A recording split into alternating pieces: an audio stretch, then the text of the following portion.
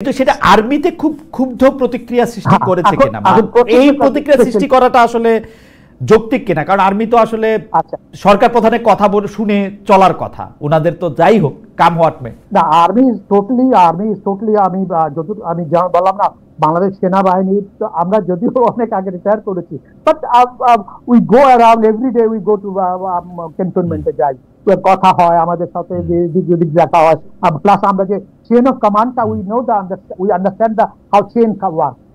বাংলাদেশ সেনাবাহিনী কিন্তু doctor ইউনূসের 100% loyal, এটাতে কোনো ডাউট নেই, কারণ থাকা উচিত না। এখন আসা যাচ্ছে আপনি যেটা নাকি ডক্টর খলিল সাহেবের কথা বলছেন, খলিল সাহেবের যেটা নাকি ওখানে কিন্তু আরেকজন ভেরি হাইলি কোয়ালিফাইড, আমি বলি জেনারেল হাফিজ আছেন। General Hafiz is one of the most successful UN force commander twice, দুবার, একবার না দুবার ছিলেন।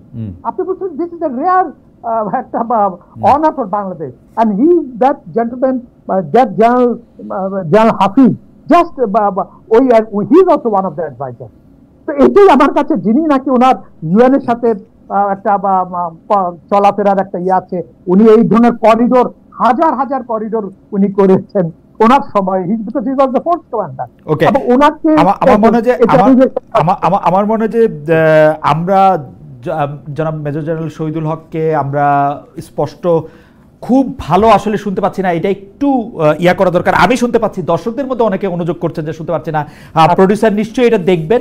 ইন দ্য মিন টাইম আমি আপনার বক্তব্য বুঝতে পেরেছি যে আপনি বলছেন যে জনাব খলিলুর রহমানের যে ডিফেন্স মানে কি বলে ডিফেন্স অ্যাডভাইজার হতে হলো, তার মধ্যে আসলে মিলিটারি নিয়ে, ডিফেন্স নিয়ে তিনি কোনো দায়িত্ব কখনো পালন করেছেন কিনা সেটি আসলে আপনি দেখেন নাই। দ্বিতীয়, আপনি জেনারেল হাসিবের কথা বলছিলেন যে জেনারেল হাসিব দুবার আসলে ইউএন এর একটি বড় ফোর্স কমান্ড করেছেন, যেটি আসলে একটি জেনারেল হাফিজ, হ্যাঁ এখন আমি নামটি পুরো শুনতে পেলাম, যে তার ব্যাপারেও আসলে এরকম সিদ্ধান্ত নেওয়া যেত, অর্থাৎ এবং তিনি কারোর সাথে কনসাল্ট করছেন কিনা সেটিও এটি দেখা যাচ্ছে না।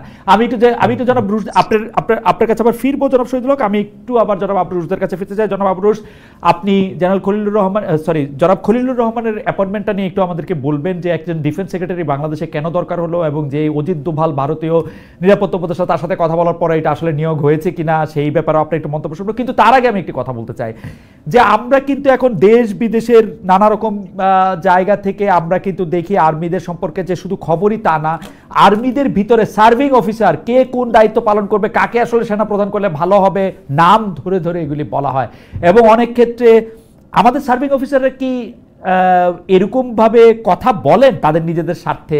আপনার কাছে কি মনে হয়, মানে সার্ভিং অফিসাররা নিজে থেকেই কি বলেন যে ভাই আপনি তো অনেক বড় ইনফ্লুয়েন্সার, আপনি আমার নামটা একবার বলে দেন, তাহলে আমার পথে যাওয়া সুগম হয়? আচ্ছা, জেনারেল যেটা বলছিলেন, স্যার যেটা বলছিলেন, 1975 সালের পরে এই যে ঘটনাগুলো আমাদের দেশে ঘটেছে, তখন অনেকেই হয়তো জানেন না যে জেনারেল জিয়াউর রহমান নিহত হওয়া পর্যন্ত বাংলাদেশ আর্মিতে 21টা অভ্যুত্থান হয়েছিল। এই অস্থিরতার কারণে, একদম অস্থিরতার কারণে চেইন অফ কমান্ড বারবার ভেঙে ফেলার চেষ্টা করা হচ্ছিল। এমনকি 7ই নভেম্বরের সিপাহী জনতার বিপ্লবের পর এত অস্থিরতা তৈরি করা হয়েছিল যে কেউ কাউকে সহ্য করতে পারছিল না। আমার এটা চাই, আমার ওটা করতে হবে, একে সেনাপ্রধান করতে হবে। আপনি জেনারেল মইনুল হোসেন চৌধুরী, যিনি একজন বীর বিক্রম ছিলেন, তার আত্মজীবনী আপনি পড়েন, সেখানে উনি লিখেছেন যে উনি যখন শুনলেন যে জেনারেল এরশাদকে সেনাপ্রধান বানানো হবে, উনি ক্ষুব্ধ হয়ে জেনারেল জিয়ার বাসায় গেলেন।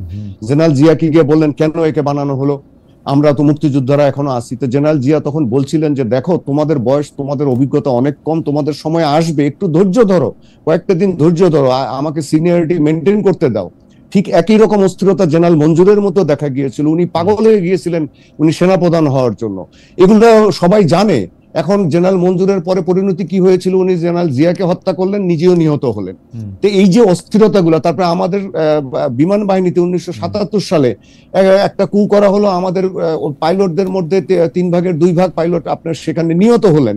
মানে এই ধরনের অস্থিরতা কন্টিনিউয়াসলি চলেছে। তখন বিপ্লবী সৈনিক সংস্থা এবং আরেকটি সংস্থা ছিল, সেটা হচ্ছে সেনা পরিষদ, যেটা কর্নেল ডালিম এবং এই যে যারা শেখ মুজিবকে হত্যা করেছেন তাদের যে গ্রুপটা, এখন এরকম যদি তাদের নিজেদের সমস্ত কিছু, হ্যাঁ, এইভাবে যদি সবকিছু চলতে থাকে, এরকম জেনারেল শহীদুল হক কি জানি একটা বলতে চাইছিলেন, ওটা বলতে চাচ্ছিলেন উনি যে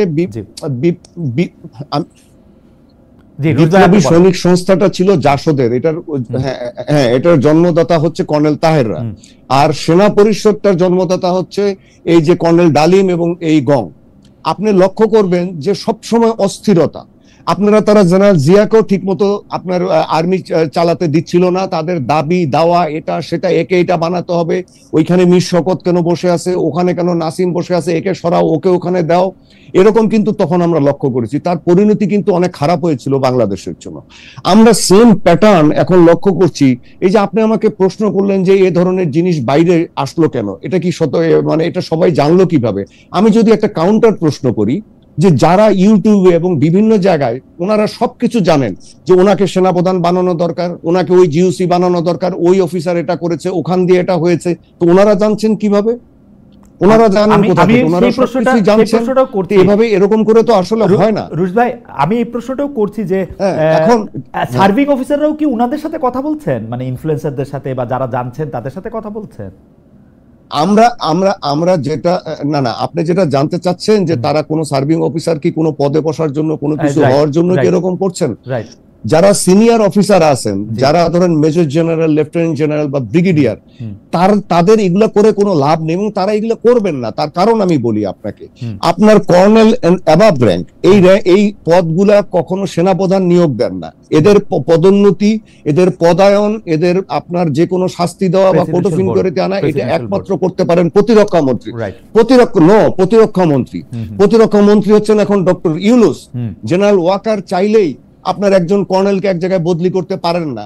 সুতরাং এই সমস্ত কথাবার্তা যে তৈরি করা হচ্ছে, আমি বলবো হাইপ, গুজব, হুজুগ, জজবা, মানে যে যার মতো করে বলছে। এটা যে শুধু একটা পক্ষ বলছে তা না, সবার মধ্যে অস্থিরতা, যে তারা ডক্টর ইউনূসকেও সময় দিতে চায় না, এখনই এটা করতে হবে, মানে যেন ওনার কাছে আলাদিনের যে জাদুর চেরাগ আছে, ওনাকে এখনই এটা সমস্যার সমাধান করতে হবে।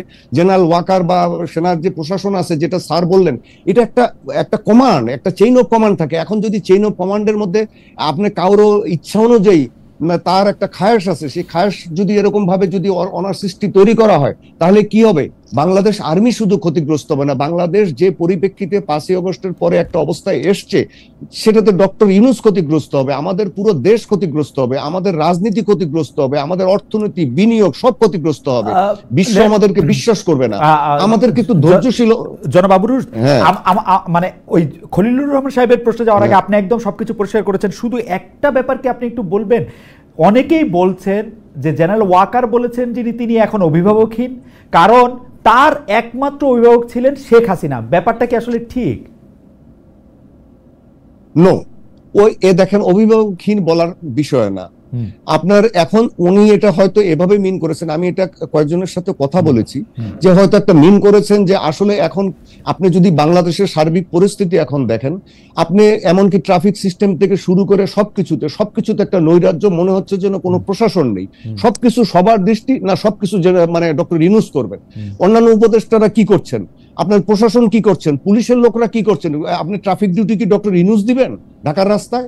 কিন্তু আপনি কি ব্যাপারটা দাঁড়ান, আপনি ঢাকার রাস্তায় বেরোন, সবকিছু আপনি দেখবেন চরম নৈরাজ্য। আমি আজকেও সেটার মধ্যে পড়েছি, শুক্রবারও হলো। তো এখন আসলে এই জিনিসগুলো হয়তো উনি ওইভাবে বলেছেন যে আমি তো কোনো অভিভাবক পাচ্ছি না, বা এরকম কিছু একটা বলে থাকতে পারেন বা মন্তব্য করতে পারেন, which is not sure even।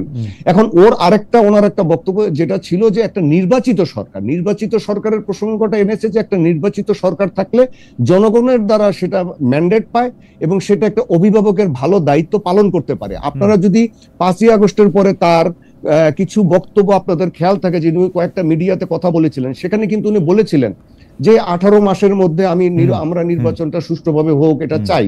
সম্ভবত আমরা যেটা ধারণা করি এবং আমি যতটুকু খোঁজখবর রাখি, যে বিএনপি, জামাত ইসলামী এবং অন্যান্য দল বা সবার সাথে হয়তো একটা আন্ডারস্ট্যান্ডিং ছিল, একটা কথাবার্তা হয়েছিল। কারণ 5 আগস্ট উনি প্রথম রাজনৈতিক দলের সাথে কথা বলেন এবং তখনও কিন্তু ডক্টর ইউনূসের সাথে ওনাদের কথা হয়নি। যে সেই রাজনৈতিক দলগুলোর সাথে হয়তো কথা বলে উনি ঠিক করেছিলেন, বা রাজনৈতিক দলের নেতারা হয়তো একটা ডিসিশন দিয়েছিলেন বা একটা ধারণা দিয়েছিলেন যে নির্বাচনটা এর মধ্যে হওয়া উচিত, এর মধ্যে কিছু দেশটাকে ঠিক করার জন্য, মোটামুটি একটা পথে আনার জন্য যা করা দরকার সেটা করা হবে। তখন কিন্তু 3 দিন দেশে কোনো সরকার ছিল না, তারপরে ডক্টর ইউনূস আসলেন। এই 3 দিন কিন্তু দেশের সরকার না থাকার কারণে 3 দিন দেশটাকে ঠিক রেখেছে কে? আপনি যদি সেই সময়কার পরিস্থিতি চিন্তা করেন, কি ধরনের ভয়াবহ পরিস্থিতি। এটা কল্পনা করা যায় না। ঢাকার রাজধানী শহরেই মানুষ বের হতে পারছিল না ভয়ে। তো সেখানে তো তারপরে তো কিছুটা সবকিছু ঠিক মতো রাখা হয়েছে। তারপরে না ডক্টর ইউনূস আসলেন এবং উনি দায়িত্ব নিলেন, তারপরে আস্তে আস্তে উপদেষ্টারা বসলেন। আপনি যদি একটু খলিলুর রহমান প্রসঙ্গে বলেন, কারণ আমরা আপনার কাছে যে সেনাপ্রধানের কথা ধরে ধরে জানতে চাইবো। জি, আপনি যদি একটু খলিলুর রহমানের নিয়োগ, সেনাবাহিনীর সাথে আলোচনা, উনাকে রিপোর্ট করা, ওইটা নিয়ে যদি একটু বলেন। খলিল সাহেবের নিয়োগটা, জি আচ্ছা, আমি যতটুকু জানি যে খলিল সাহেবের নিয়োগটা সম্ভবত আপনার সংশ্লিষ্ট জায়গাগুলোতে কেউ আলাপ করেনি, এবং শুধু এটা খলিল সাহেব না, আরো অনেকের অনেক কিছু নিয়োগই হচ্ছে যেগুলো মানুষকে হতবাক করে দিচ্ছে। যেমন অনেক জিনিস আছে যেগুলো হচ্ছে যে হঠাৎ করে একজন এসে নাজিল হচ্ছে, অমুক এসে এইটা করছে, হঠাৎ করে আমরা দেখছি যে অমুকে অমুক জায়গায় বসে যাচ্ছে। এখন এগুলো হতে পারে, এটা ডিসিশন তাদের ব্যাপার, অন্তর্বর্তী সরকারের ব্যাপার, কিন্তু জাতীয় নিরাপত্তা উপদেষ্টা কিন্তু আমাদের আগে ছিল না। জাতীয় নিরাপত্তা উপদেষ্টার পদটা অত্যন্ত গুরুত্বপূর্ণ, বিশেষ করে বর্তমান যে স্ট্র্যাটেজিক অবস্থানটা আমাদের মায়ানমার সীমান্ত এবং বঙ্গোপসাগর এলাকায় যেটা চলছে, এবং ইন্দো প্যাসিফিক যে স্ট্র্যাটেজি, এগুলো যদি আমরা ধর্তব্যে নেই এবং বাংলাদেশের সার্বিক নিরাপত্তা যদি আমরা ধর্তব্যে নেই, উগ্রবাদের উত্থানকে যদি ধর্তব্যে নেই, তাহলে এই বিষয় এনাকে নিয়োগ দেওয়ার আগে এটা হয়তো মানে সংশ্লিষ্ট জায়গার সাথে আলাপ করা উচিত ছিল। তার কারণ সেনাবাহিনী, বিমান বাহিনী, নৌবাহিনী, গোয়েন্দা সংস্থা এরা এখন যেভাবে কাজ করছে তাতে তাদের জানানো উচিত ছিল। এছাড়া আপনার রাজনৈতিক দলকেও জানানো উচিত ছিল। কিন্তু এই যে আপনি আরেকটা কথা যে বললেন যে অজিত দোভালের সাথে কথা বলার পরে উনি নাজিল হলেন কিনা, আমার মনে হয় না যে অজিত দোভালের সাথে কথা বলার পরে উনি নাজিল হয়েছেন, সেটা হয়তো ঠিক না। কিন্তু এই জিনিসটাকে করা উচিত ছিল যে আপনার তিন বাহিনী প্রধানের সাথে অন্ততপক্ষে আলাপ করা উচিত ছিল। তার কারণ এই উপদেষ্টা, যিনি নিরাপত্তা উপদেষ্টা হবেন, বর্তমান প্রেক্ষিতে তাদেরকে তো তিন বাহিনী প্রধানের সাথে কাজ করতে হবে, তাদের সাথে একটা ভালো সম্পর্ক তৈরি করতে হবে। আমরা পত্রিকায় কি করি, পত্রিকার সম্পাদক যখন একজন রিপোর্টার বা একজন কাউকে নিয়োগ দেন, একজন সাংবাদিককে নিয়োগ দেন, তার সম্পর্কে জানেন, অন্যদেরকে আপনি যেহেতু মানে সাবেক সেনা কর্মকর্তা এবং দীর্ঘদিনের সাংবাদিক, সেই জায়গা থেকে আমি বলতেছি যে আপনি কি আপনার রিপোর্টারদেরকে বা চিফ রিপোর্টারদের জিজ্ঞেস করে হেড অফ নিউজ নিয়োগ দেন বা নিউজ এডিটর নিয়োগ দেন? আপনি তো নিয়োগ দিতেই পারেন, আপনি সরকার প্রধান, আপনি তো একজন ওইটা আমি অ্যানালজি দিয়েছি। আপনি যদি একজন চিফ রিপোর্টারকে নিয়োগ দিতে চান, যেটা একটা ভাইটাল পোস্ট, তাহলে কিন্তু আপনি এক্সিকিউটিভ এডিটরের সাথে কথা বলবেন। আপনি যদি একজন সিনিয়র রিপোর্টারকে নিয়োগ দিতে চান, আপনি কিন্তু চিফ রিপোর্টারের সাথে কথা বলবেন যে এরকম দুজন ক্যান্ডিডেট আছে, আমি এর মধ্যে তুমি কাকে ভালো মনে করো, এটা কিন্তু বলবেন। আপনি যদি না বলেন, পরবর্তীতে তো দেখা যাবে চিফ রিপোর্টারের সাথে সেই রিপোর্টারের সম্পর্কটা ভালো না। আচ্ছা, আরেকটা প্রসঙ্গ আমি দর্শকদের জন্য বলে দেই যে জেনারেল ওয়াকার এবং তিন বাহিনী প্রধান, ওনারা আমার কোর্সমেট, মানে আমি একই কোর্সের, এবং জেনারেল ওয়াকার আমার রুমমেটও ছিলেন। আমি তাকে 1984 সাল থেকে চিনি। তার রাজনৈতিক সমালোচনা হতেই পারে যে তিনি জেনারেল মোস্তাফিজুর রহমান, যিনি আওয়ামী লীগের একজন নেতা ছিলেন, তার মেয়ের জামাই, এবং তিনি আওয়ামী লীগ আমলে নিয়োগপ্রাপ্ত। আমি বলছি না এই সমস্ত রাজনৈতিক ইস্যু নিয়ে আমার কোনো আগ্রহ আছে। আর আমি নিজেও সেনাবাহিনীতে 9.5 বছর অবাঞ্ছিত ছিলাম, আমি ক্যান্টনমেন্টে ঢুকতে পারিনি, আমিও নির্যাতিতদের একজন। আমি হজে যেতে পারিনি, আমার ফ্লাইট থেকে আমাকে নামিয়েছিল। এরকম শত শত অফিসার আছে যাদেরকে নির্যাতনের সম্মুখীন হতে বলেছিল। কিন্তু আমি জেনারেল ওয়াকার বা তিন বাহিনী প্রধান সম্পর্কে বর্তমান পরিস্থিতিতে একটা কথা বলতে পারি যে এ পর্যন্ত তারা পরিস্থিতিটাকে যে পর্যায়ে, যে অবস্থা তৈরি হয়েছিল, আমি বলবো যে এটা 1975-এর থেকে অনেক ভয়াবহ পরিস্থিতি এখন তৈরি হয়েছিল। সেখান থেকে এ পর্যন্ত স্ট্যাটাস কোটা মোটামুটি তারা বজায় রেখেছেন। একটু ক্রেডিট আমাদের অন্ততপক্ষে তাদের দেওয়া দরকার। এবং আমি রিকোয়েস্ট করব যে হ্যাঁ, রাজনৈতিক সমালোচনা আপনারা করুন, আপনারা কঠোরভাবে করুন, কোনো অসুবিধা নাই, কিন্তু এই যে হুজুগগুলা তৈরি করেন, এতে কিন্তু সার্বিকভাবে ডক্টর ইউনূসেরই ক্ষতি হচ্ছে। আমাদের